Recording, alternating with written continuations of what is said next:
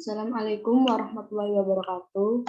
Perkenalkan, kami dari kelompok 2 yang akan mempresentasikan hama dan penyakit pada tanaman singkong. Sebelumnya, izinkan saya untuk memperkenalkan anggota kelompok 2.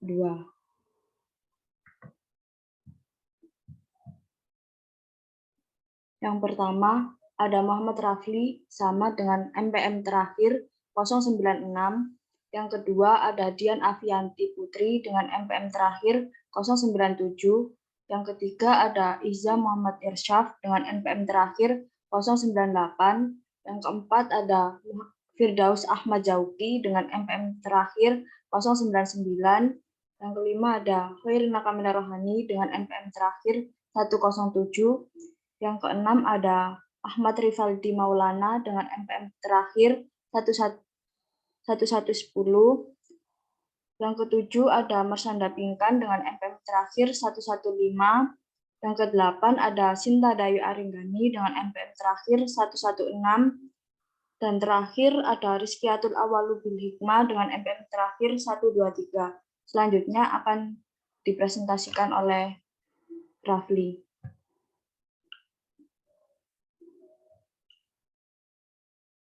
Tanaman singkong.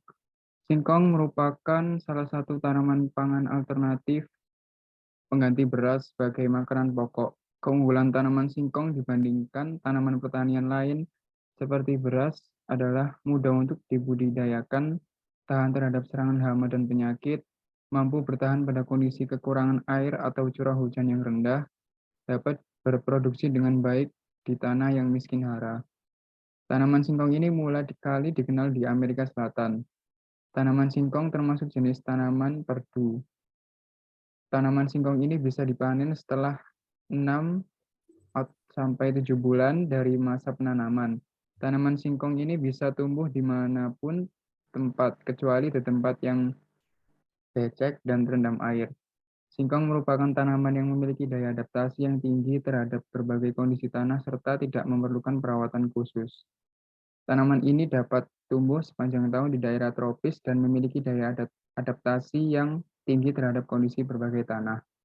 Tanaman ini memiliki kandungan gizi yang cukup lengkap. Kandungan kimia dan zat gizi pada singkong adalah karbohidrat, lemak, protein, serat, makanan, vitamin B1 dan C, mineral, dan zat non-gizi, dan air. Selain itu, umbi singkong mengandung senyawa non-gizi tanin. Selanjutnya bisa dipresentasikan oleh Sinta. Terima kasih.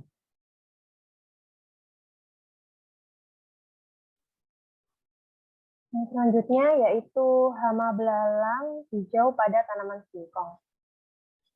Singkong merupakan tanaman perdu yang berasal dari Amerika Selatan dengan lembah Sungai Amazon sebagai tempat penyebarannya, menurut Chan tahun 1983. Salah satu hama yang mengganggu pertumbuhan dan perkembangan tanaman singkong adalah belalang.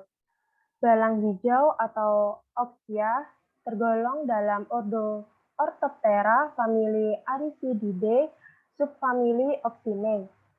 Serangga hama ini mempunyai ciri-ciri bagian bawah tubuh berwarna hijau kekuningan dan tibia belakang berwarna biru keabuan, menurut Mahfi Rotul tahun 2017.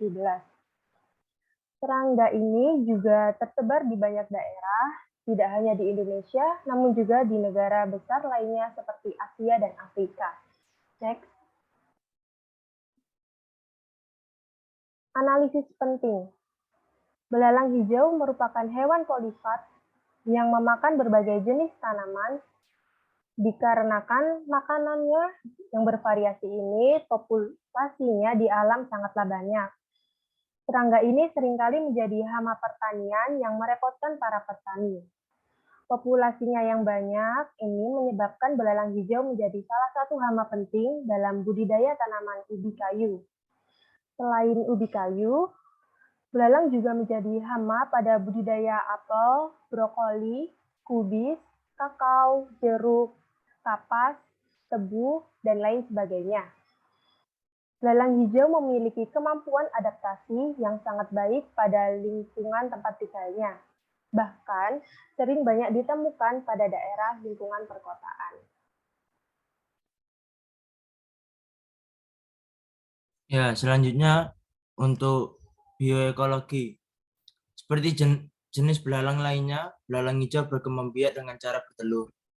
Dalam sekali bertelur, biasanya ia menghasilkan sekitar 23-28 telur. Telurnya ini berwarna kuning kecoklatan dengan panjang sekitar 4,5 mm dan lebar 0,9 mm. Ia akan meletakkan telurnya pada dedaunan dengan cara menusukkan ovipositornya ke dalam jaringan pelepah daun. Siklus hidup belalang hijau berlangsung sekitar 5-7 bulan. Telur akan menetas setelah 6 minggu. Kemudian, serangga ini akan memasuki stadium nimfa yang berlangsung 6-10 minggu dan dilanjutkan ke stadium dewasa atau imago selama 8-12 minggu. Next.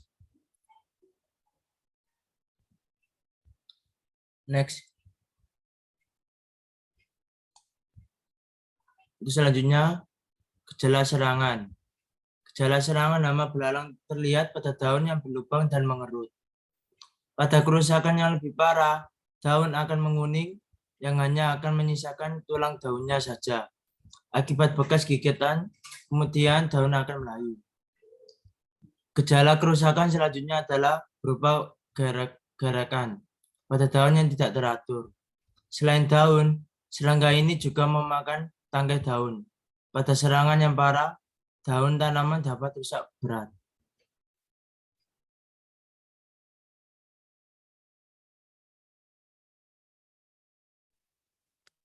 Faktor eksternal yang mempengaruhi perkembangan belalang. Yang pertama, iklim. Seperti pengaruh suhu, kelembapan, curah hujan, cahaya, dan angin. Yang kedua, tanaman inang. Bila tanaman inang terdapat dalam jumlah banyak, maka populasi hama akan meningkat. Dan sebaliknya, bila tanaman inang sedikit, populasi hama akan menurun. Yang ketiga, faktor hayati. Prinsip faktor hayati adalah organisme yang berada dalam lingkungan tersebut. Faktor hayati dapat berupa binatang, bakteri, cendawan, dan virus yang dapat menghambat perkembangan hama. Selanjutnya, pengendalian belalang. Pengendalian belalang dapat secara kultur teknis dengan melakukan pengolahan tanah, sanitasi gulma, dan membakar sampah. Yang kedua, pengendalian hayati dengan memanfaatkan predator alami belalang seperti tawon, semut, burung, katak, laba-laba, dan lain-lain. Yang ketiga, pengendalian kimiawi dengan cara menggunakan insektisida berbahan aktif asepat, dioxinon, karbosulfan untuk mengendalikan belalang. Next.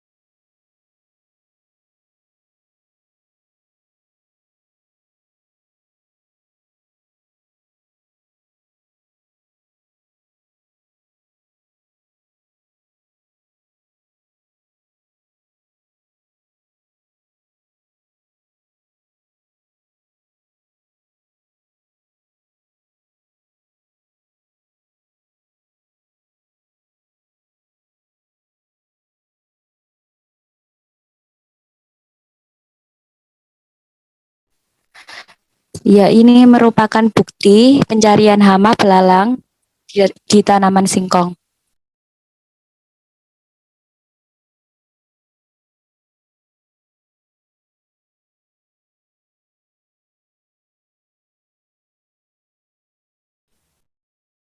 Selanjutnya ada penyakit bercak daun coklat yang disebabkan oleh jamur Cercosporidium henningsi Ales.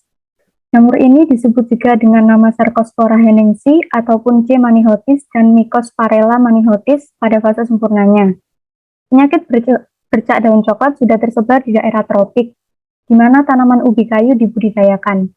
Di Indonesia, dapat dikatakan penyakit bercak daun coklat ada di setiap pertanaman ubi kayu, meskipun dengan intensitas serangan yang beragam. Next.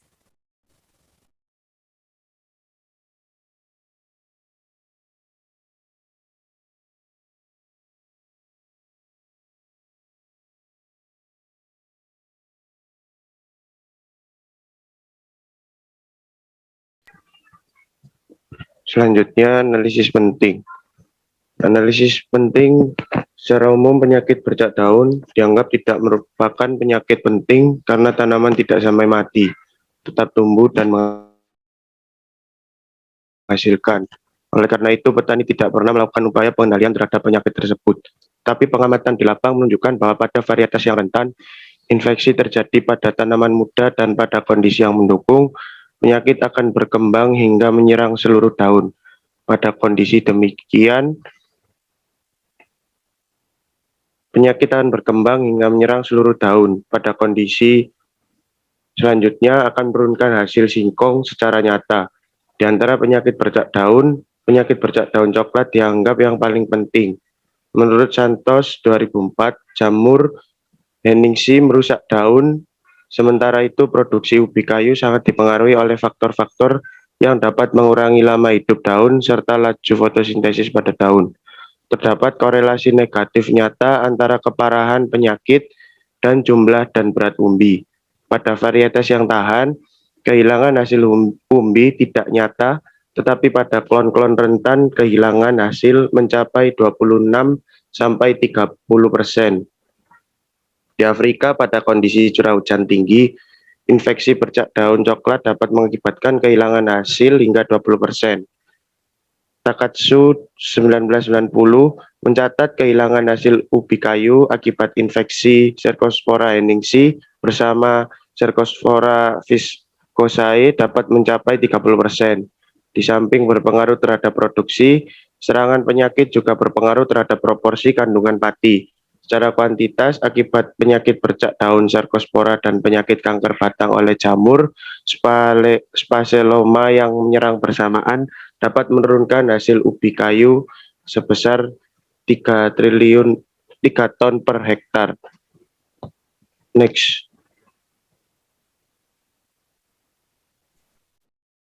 Faktor penyebab munculnya bercak daun pada tanaman singkong. Yang pertama yaitu faktor suhu. Pada suhu sekitar 24-28 derajat Celcius, munculnya jamur Cercosporidium henningsi alex, yang mana suhu tersebut suhu yang banyak disukai oleh jamur, bakteri maupun virus. Yang kedua, oleh faktor kelembapan. Jamur Cercosporidium henningsi alex sangat menyukai kondisi yang lembab, terutama pada saat musim hujan, karena pada saat kondisi banyak hujan dan kelembapan udara yang tinggi. Next.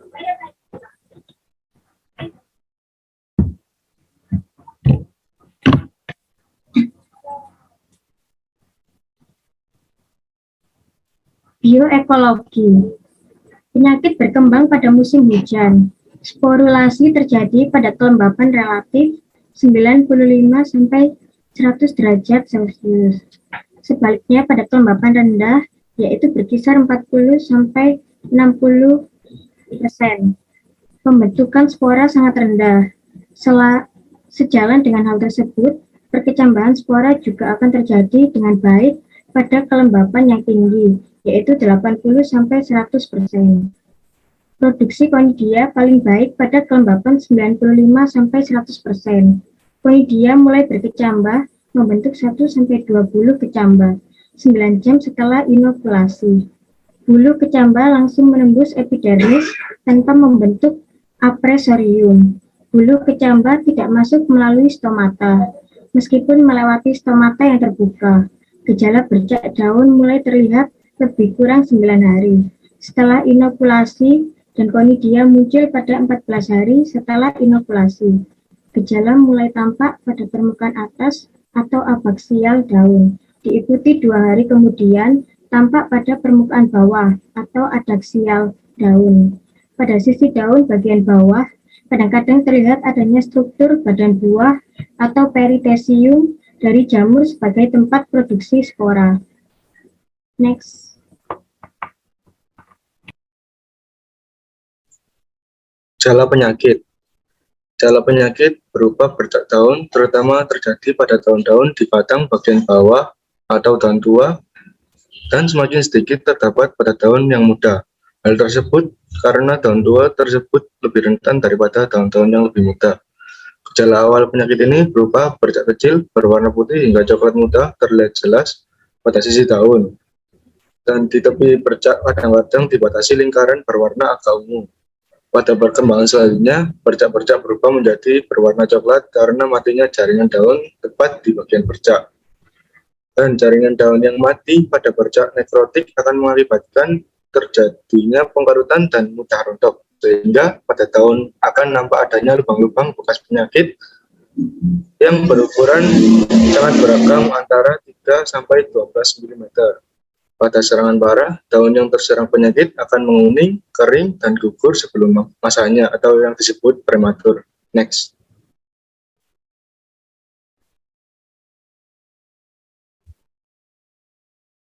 Cara pengendalian. Yang pertama, varietas tahan atau toleran. Penggunaan varietas yang tahan atau toleran merupakan cara yang efektif dan paling mudah diadopsi oleh petani.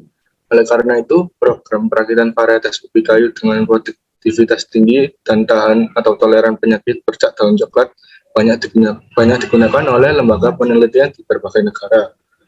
Yang kedua yaitu mengatur jarak tanam. Penyakit bercak daun coklat berkembang pada kondisi lingkungan tumbuh yang lembab. Oleh karena itu, memperlebar jarak tanam ubi kayu dapat mengurangi intensitas serangan penyakit bercak daun coklat di lapang.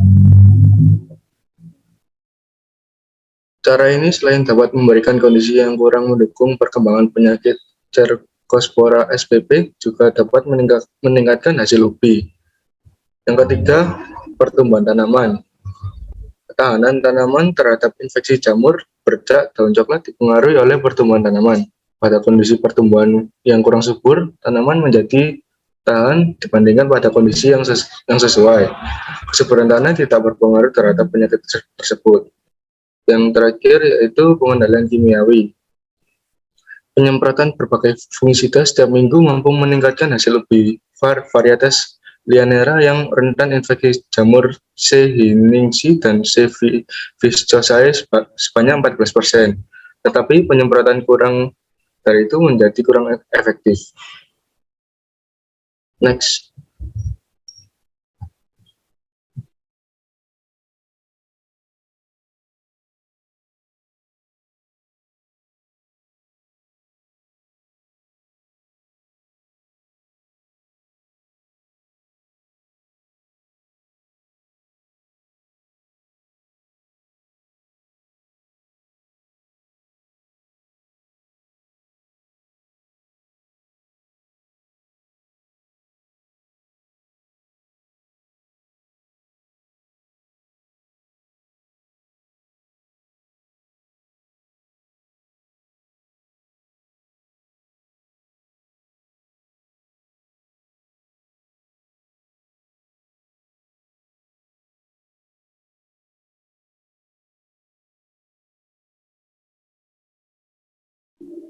Dari presentasi tersebut dapat disimpulkan, yang pertama, salah satu hama yang mengganggu pertumbuhan dan perkembangan tanaman singkong adalah belalang.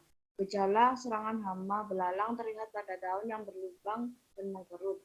Pengendaliannya dapat dilakukan dengan cara kultur teknis, hayati, dan kimiawi.